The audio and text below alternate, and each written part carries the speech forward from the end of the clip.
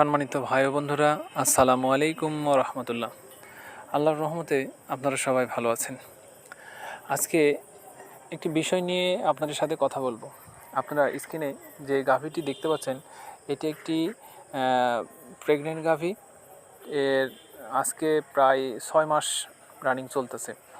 তো আসলে দেখেন, যে বিষয়টি নিয়ে আপনাদের সাথে কথা বলতে চাই, বিষয়টি হলো যে একটি গাভী গরু প্রসব আগে এবং বাচ্চা ধারণ করার পরে আমাদের কোন কাজটি করলে আমাদের গাভী গরুটি সুস্থ থাকবে এবং আমাদের খামার লাভবান হবে, সেই বিষয়টি নিয়ে দেখেন।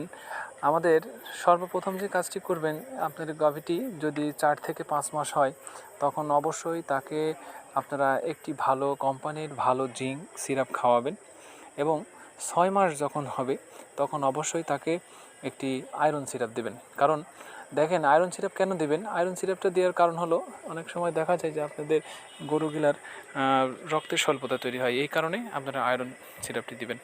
পরবর্তীতে আপনারা আপনাদের গরুকে যখন 7 থেকে 8 মাস শুরু হবে, তখন অবশ্যই আপনাদের গরুকে একটি ক্যালসিয়াম সিরাপ দিবেন।